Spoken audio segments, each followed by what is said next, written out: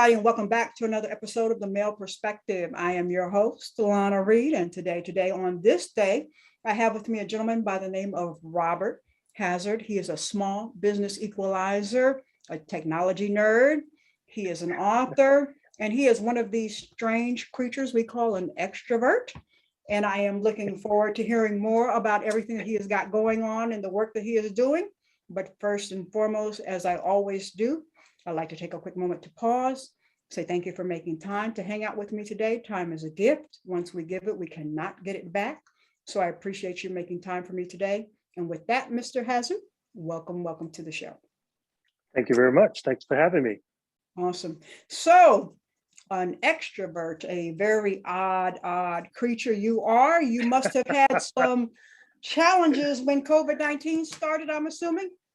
Ooh, my God, yes. Because us extroverts like to be out in the public, talking to people and shaking hands and patting babies and all of that. We couldn't do that. And so yeah, that actually changed a lot about how I went to market. So yeah, that was a tough thing. Okay. So tell me this, with the extrovert, can we set you in a room full of introverts and you survive, or will we come back in 15 minutes and you'll be rocking back and forth? Now that's something, because no, that probably would not happen, because most extroverts are actually introverts as well. So we kind of flip back and forth. Okay. I'm an extrovert, by nature, and I force myself, to talk to people and make sure that everyone is good in the room. Mm-hmm. But you get me home, and in the room, I'm sitting there like, I don't want to talk. I'm good.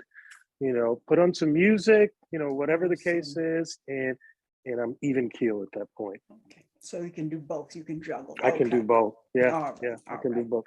I can dance. Okay. So as I mentioned in the opening, you're an author, and you are a co-author in a recently released book called Lessons for the Little Boy, correct? Yep. Okay. Mm-hmm. And if I read in your chapter correctly, you talk about sharing and how that lesson was taught to you growing up in your home. And interestingly, you talk about how you and your sister had to share a car. I'm just curious, how did that work out?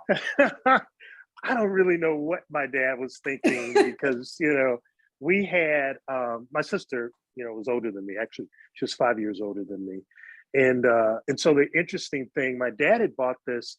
I was really later responsible for taking my mother back and forth to the grocery store and later to work when I became able to drive legally. Mm-hmm. But so my dad goes out and gets us, because it was three sisters and myself.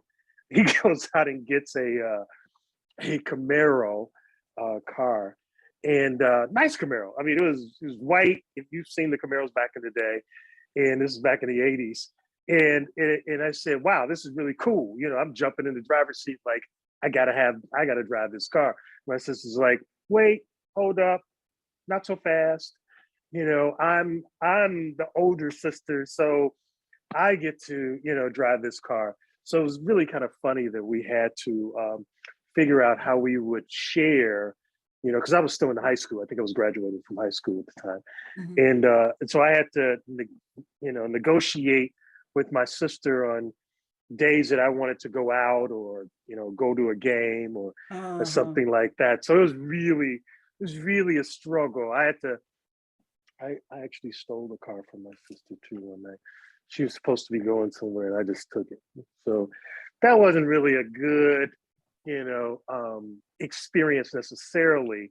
We learned to deal with it, but yeah, I don't know what my dad was thinking. Thanks, Dad. Yeah, he wanted to, because I thought I was the only boy, so I figured like, hey, if I'm the only boy, I get to decide this. But my sister being 5 years older, I'm pulling right. I'm the oldest, right?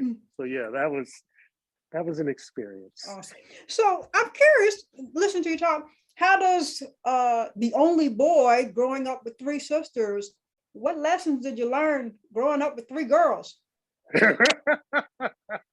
And I think we only had one bathroom.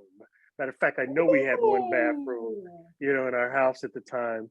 So I learned a lot about patience. Yeah, I learned a lot about patience. I learned, my sisters, we talk about women being emotional. In fact, Mhm. we talked about this on one of our shows if you watch Live from the Cave. But it is you learn the emotional side of Okay. my sisters, and that taught me something somewhat about dating and later being, married. That I think it was a good thing that I had sisters. They kind of gave me some stuff to Mhm. look for in the, when picking a girlfriend or something. But yeah, so it was interesting. So do they look at you now? The sisters look at you now and still kind of shake their head and say, Robert, you still don't get it. There's some things you just don't get.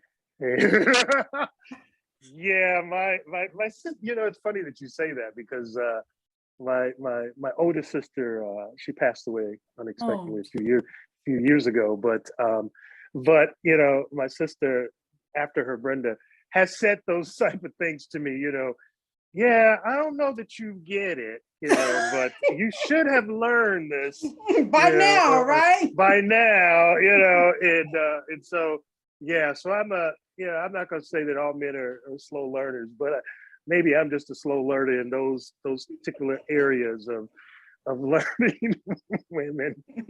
So yeah, I have to Oh, repeat some lessons. Let's just say this lessons for the little boy is really a lesson oh, because the little boy in the older boy, they're still kind of the meeting. same.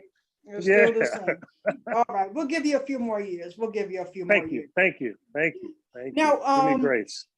I was reading the book, like I said, and in your chapter, one of the things that you mentioned was that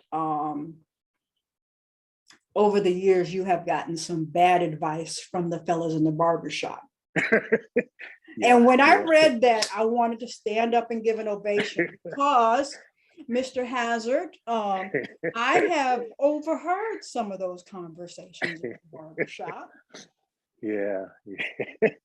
So for those of us who have not had the privilege of hearing you guys talk to each other at the barbershop, what are some of the dysfunctional things you guys are saying to each other?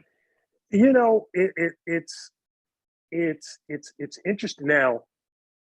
I don't go to the barber shop as much anymore, so fortunately I don't get to take in, those conversations. But I think one of the two things stand out for me in general when I think about those days: how to love a woman, how to be intimate with a woman, and what that intimacy looks like, right?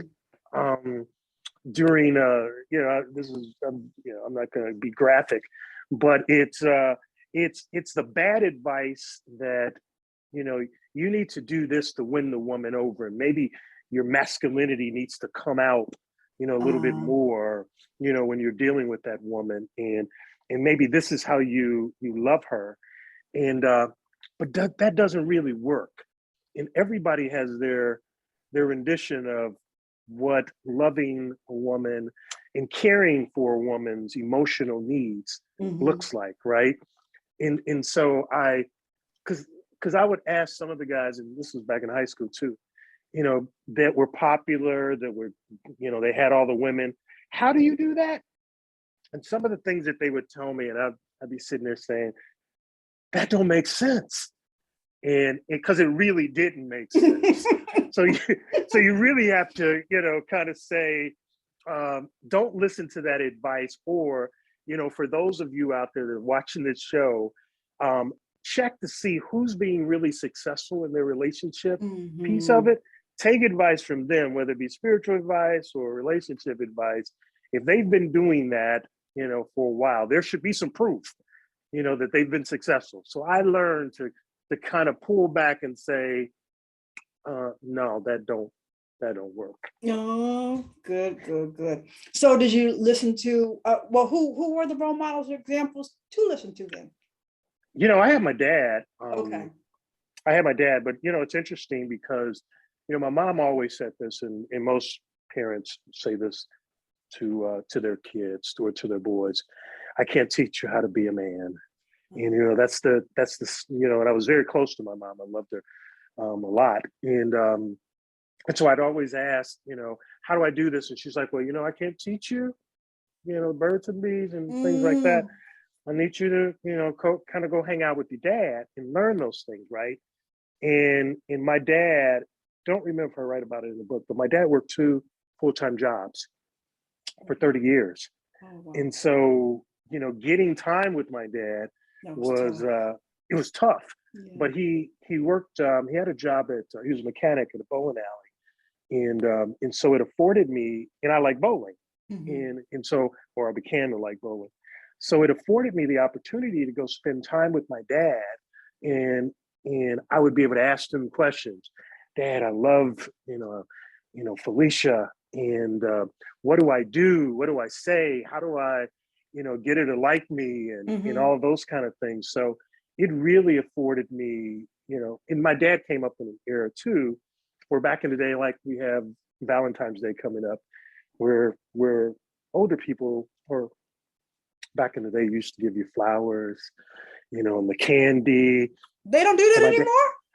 I think they still do it, but I mean, there are other things that can symbolize, that you love the person, Mm, because now I might have to ask you, which is important, do you even like flowers? true, true, And true, what kind of flowers do you like? true. And so those are the things that you have to listen for, because some women don't like flowers and they don't like roses because Mhm. sometimes they symbolize certain things for them. Yeah, It okay. could be a trigger moment for them in a bad experience. But if you didn't know to ask, that's why conversations are important. Mhm. And so yeah, my dad would kind of tell me, these are some of the things that you do. The movies, take them to the movies, and Mhm. ask these questions, and make sure you have money in your pocket. He would tell you those kind of things that stuck with me. So for me, paying for a date, whether it be a first date or any of those things, is something I did. Plus, as I said, my dad worked 2 full-time jobs, so I tried to do, when I first got married to my kid's mom, I tried to work 2 full-time jobs too, because I saw that, And okay. emulated, right? So I'm trying to do it. It wasn't that we needed the money necessarily, but I wanted to get a lifestyle that was comfortable with what our friends had, right? Okay. So I wanted to do that. So it kind of meant that we could do it. I think I worked 2 full-time jobs, maybe for a year, maybe a year and a half, 2 years. After Okay. that, I couldn't do it. I had to go back and say, no, I'm gonna leave that to dad. He good. He He, good at that he stuff. did that. So while you were working the two jobs, was it the wife or the Uh-huh. kids that started to say, Dad, we kind of want you here? Or was it personally on you that kind of said, I don't want to do this anymore?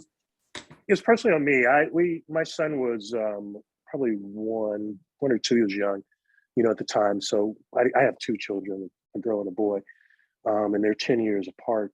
But I realized, and also, um, early on, I was spiritual. My parents took us to church and things like that, and I was active in the church and the congregation that I was a part of back then. So you had that to do, right? Okay. You're going to, Sunday meetings. You're going to Gotcha. meetings throughout the Gotcha. week. You've got to study, the Yes. Bible to prepare for these meetings. Because I also conducted Bible study Gotcha. Okay. schools and things like that. So it took a lot, for me to do those things. And quite honestly, I just didn't have the bandwidth. Okay. Okay. Yeah. No, that's honest. That's honest. And I guess Yeah. everybody in the house was happy. Dad's home more. Or were That's they like, that's don't you have somewhere to go? right. Well, that came later. In some of my, when my daughter came along, I was in the technology space for AT&T, and and that came with its own things, because I was a top salesperson for, I was there for about 18 years, and of the 18, 14 of those years, Diamond Club Circle of Excellence winner, which meant that you're putting yourself into your job.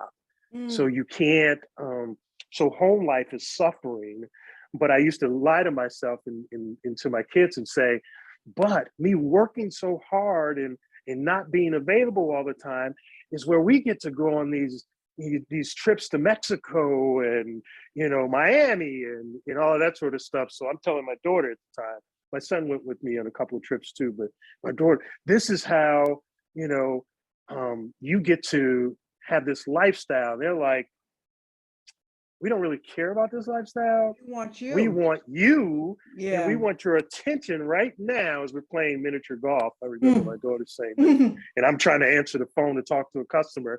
And she's like, can you so I learned to balance it later. Later. Yeah, later. How much later? It took a minute. Because remember, I said that, it takes money to have this lifestyle and, for fashion and all of this sort of stuff to pay. And my ex-wife at the time would say, yeah, but we want you here. We want your brain. We want you in this space. And I'm sitting here saying, no, I need the latest technology. I need to keep up with this. Yeah. Lesson learned. Lessons we learn. We learn. Now, you've touched on it, and I was listening to a podcast. One of the things you're very transparent about is that you do have experience with divorce. Yeah. And one of the things I like to tell women, because I do a lot of relationship counseling, and one of the things I like to tell women is that when it comes to relationships, especially the ending of one, it's actually much harder on a man than it is on a woman. And that is because society, the world, allows or expects women to mourn the whole thing, to grieve. So if a woman wants to sit at home in the weekend with the blinds drawn in her pajamas and eat cold pizza and eat ice cream out, the world kind of goes, oh, that's okay. She's kind of going through something. Let her have her space or whatever. Right. But on the flip, the man, you're supposed to man up, get through it, go get you another one or whatever, right? Now, my question that's that barbershop stuff. Yeah, go ahead. But now, because you have gone through it, what would you tell a man who's going through the conclusion of either a marriage or a long-term relationship, and he's sitting there saying, how did this happen? When did this happen? How do I prevent this to happen? I don't know what I'm doing. I mean, what advice would you give him? Because it's a different expectation for you guys. Yeah, it is. It's certainly, I went through another, I've been married a couple times or several times. And so recently, within the last couple of years, I divorced what I thought was going to be the person that was going to be my forever wife.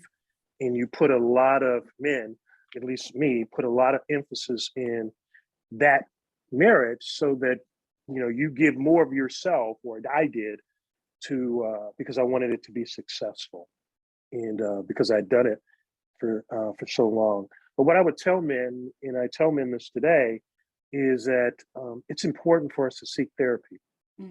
It's important for us to seek therapy on a couple different reasons, because our ego gets in the way of potentially not being able to work through things within the marriage or in the relationship, that because we're man, this is how we do it, and you're gonna do it the way I see, or like you said, beat your chest, and all of that. And in today's society, we have sometimes there's selfishness that creeps up in the inability to compromise in relationships. And because that happens, and compromising is on both parties, right?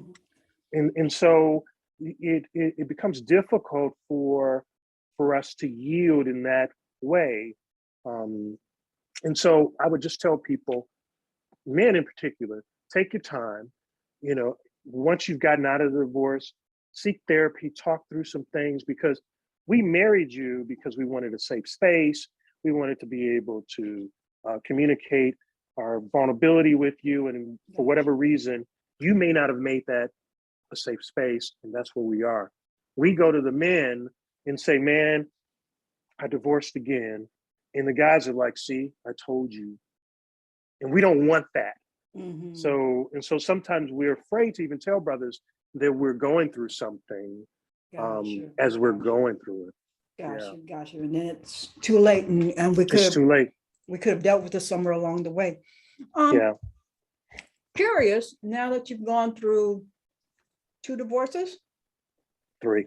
Yes. 3. Oh, I mean, hey, we're all learning, we're all growing. Yeah. 3 divorces, and then I'm going to assume some other relationships along the way. Sure. Now that you are at this point in your life, this stage, and we've evolved and we've done the self-work. Sure. What type of partner do you think will be a good fit for you? A spiritual partner, someone who really believes in, God's, the fruits of God's spirit as well. Okay. I think that, that's what the counselor asked me as well. Okay. She's like, my therapist rather, she's like, so tell me, what type of women do you think, or woman do you think you need? And I'm like, well, you tell me, I'm paying you. So we got to, we figured out that, because while I, as I mentioned to you back in the day, I used to teach Bible class and, and what have you. And so in my last marriage, we did Bible study, in our household as well, which is a great thing. People are looking for that. But the challenge may be if that person doesn't see God's love the same way you see God's love, or forgiveness the way you see forgiveness. There could, or compromise the way you see compromise. Then there's a challenge, or could be a challenge.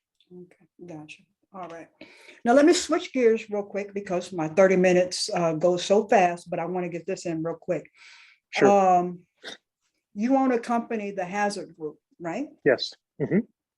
And you provide a variety of services to small businesses in the field of technology. And I think that a lot of times when businesses are starting up, they kind of discount the value that a company that yours would offer to them. So what I would like to do, humor me for a minute here. I want to pose a scenario to you, and he's already smiling, and I want you to kind of talk me through it, walk me through it, okay? Good. I like these role plays. Okay. So if I did my research correctly, you are a grandfather, right? I am. I have 3 grandboys and a granddaughter. Okay.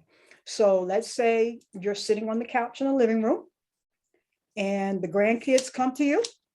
They say, what do they call you? Granddad? Grandpa? Yeah, grandpa. Yeah. Grandpa. They say, Grandpa, we're about to open up a lemonade stand. And we know you have this business. We don't really think we need you, but because you are our grandfather, we're going to sit here for a few minutes and allow for you to give us the sales pitch on why you would be a benefit to our budding lemonade stand. What's the sales pitch sound like?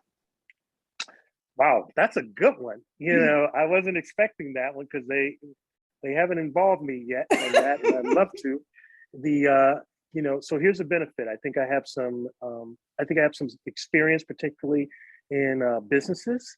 Rachel, for my grandkids in particular, BJ, Noah, and Miami. So here's why I think that there would be some benefit, because I've experienced the startup piece, the phase of a business, and the startup phase is the hardest, piece.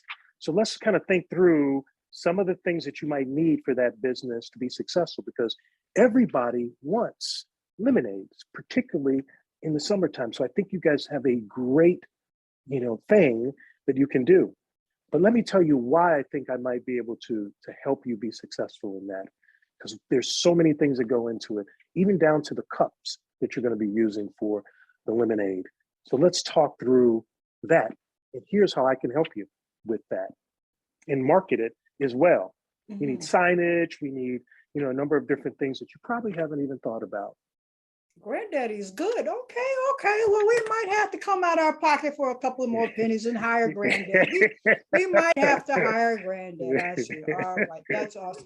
So, what else do you do at the Hazzard Group? What all do you do there? Well, what we do, and it's a collaborative effort. It's now I've kind of worked with some partners to do website design and social media marketing as well, because I've found that I am a business development guy. I like, selling. I like getting into the weeds and trying to figure out what problems you're having and how we can best solve them. So I did that business piece of it from a concierge perspective. Okay. You tell me what you need or what you're looking for. I listen, and then I go find the people that can do the work for you. Okay. And that's, but with the premise of using mobile technology, because that was what I did for a number of years to be able to solve those problems. Okay. All right. I got one more question before I let you go. I heard you mention the man cave. Yes, live from the cave. That's what we do. So no women in the man cave? No women in the man cave. I do that with, Glenn Murray, Sean Mason, Mel Roberson, and myself. We have a guest, the fifth person that joins us every Thursday night, 9 p.m. Central on NBTV Network. I got questions. And we answer those questions in the chat room. When you join us on live, you can pop in those questions, whether it be on YouTube or the Facebook Live piece of it, and we address it. We just had a relationship show, actually. If you didn't watch that, you need to, I can send you the link and go back and watch it. Okay. And if you even put questions in that, we can respond to those questions, as well. So how often do you guys do that? Every Thursday at 9 p.m. every week. Okay. Yeah. And that is much like we talked about from a barbershop perspective. Okay. It's guys getting together and talking pre-COVID. But giving better advice than the barbershop. We give better advice because, some of them are skilled, in relationships and sports, because we talk about sports and politics and, other things. I may put a spin on the marriage side of the house, being the only one that's been married on the show. But the other guys have just as much expertise in some of the other areas, and particularly in business for Glenn and Mel as well, and Sean. Okay. I lied. I got one more question. Okay. Because you mentioned that you have been divorced 3 times, and I'm hoping I'm hoping I'm hoping that you're still optimistic about love and marriage and relationships. So absolutely. How have you kept your heart open to the possibility of finding love again? That's a great question. I know that there's self-work that has to be done. And as I journey and do the self-work, it has helped me to figure out areas of trauma, of trigger, for me. Awesome. But at the end of the day, I still, operate in a spiritual perspective, and God believes in marriage and love and in mercy and forgiveness. So that helps me to be able to see that one day, if I line everything up with, it's not going to be completely perfect, but if I line it up, I can still find love, the way God looks at love. Awesome. Yeah. I love it. Because some people get real bitter, real angry, and go, this is not for me. And there are a number of men who feel in my circle or who I socialize with, that feel like, hey, once they've gotten divorced, and they are not doing that again. And I'm not that guy. I feel like, I just didn't the opportunities. I had some great marriages, by the way. They weren't all bad. You know, there were things that I needed to learn necessarily about myself in that. And also you have to pause after you get, divorced or a breakup or any of those things, and work on yourself in terms of getting, a little healing going on there with yourself. And sometimes we don't do that because you mentioned men jump into other relationships, but women also jump into relationships and don't see that they need necessarily to heal in a particular area that's actually been affecting all of us from childhood. Yes. A lot of the things that we bring to our relationships today are a result of something that we didn't deal with. True. Well, it sounds like, the healing journey is really on its way. And I have my fingers crossed for you that the next one is the last one and the best pray one. And fingers and toes. We're going to put that all out there. Everything. Yeah, let's do that. Awesome. So, Mr. Hazzard, we are going to do the random question. And then I'm going to ask you to tell people how they connect with you. Okay. Because more than the grandkids, we might want to hire you for something, Yeah, I can consult and do a lot of great things. Yeah, let's see what we got here. For the random question. Let's see. Ooh, that looks like a long one. Oh, well, see, I also read in your extrovert lifestyle that you like to travel and you're a foodie. So this is a good question here. Okay. If you could have an all expenses paid trip, where would you go? Greece. Awesome. I'd go to Greece. I think that I've always wanted to go to Greece. It's actually on one of my bucket lists. I've traveled a few exotic places already. Greece is one of them, but I want to go when it's warm because I like heat. But yeah, it's just beautiful from what I've studied and seen. Awesome. So I would love to have that. Yeah. Awesome. All righty. Well, Mr. Extrovert, we're going to put that on the bucket list for, what are we at, 2022? So 2023. Yeah, that would be great. After you get your consultant fee from the lemonade stand that the grandkids are going to. Yeah. That's what I'm talking about. Yeah. That's a lot of lemonade being sold too. That's all right. That's what I want. All righty, dear. Tell us how we connect with you. Pick up the book. Give us the rundown how we connect with the show and all of that stuff.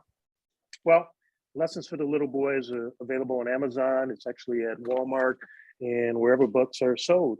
Today we'd love to have people pick up that book for us. I am actually all over social media more than I like to be. But, I am, and maybe I need to be that introvert, but you can find me on all social media platforms. I am Robert Hazzard Jr. across Facebook, Instagram, and I think Twitter, I'm that way as well.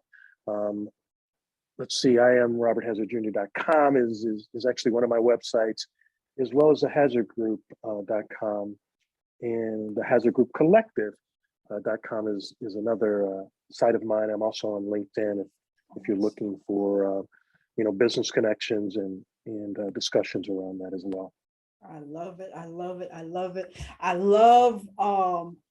and we talked a little bit before the opening, but I love your transparency and your vulnerability and as a man talking about everything that you're going through and your growth and everything. I continue to encourage that. I know it's not easy, especially with the messages society is telling you guys. So sure. I mean, from little old me, keep on going on. And ladies, if you've done your self-work, that's what I'm talking about. I'm not saying, but I'm saying, he gave the handles, I'm just saying. So, all righty, dear, but just keep on doing you. And hey, everybody, every now and then you need to hear somebody say they're proud of you. So I know, hey, I'm saying I'm proud of you. So thank you so much. Thank you so much for the opportunity to get together with you as well. I love what you have been doing, as well with your show and the social media platforms that you're on. I had an opportunity to look at your information as well. So keep doing great things. Thank you very much. Well, everybody, that is all for this week's episode of The Male Perspective. I am your host, Lana Reid, and I will see everybody next time.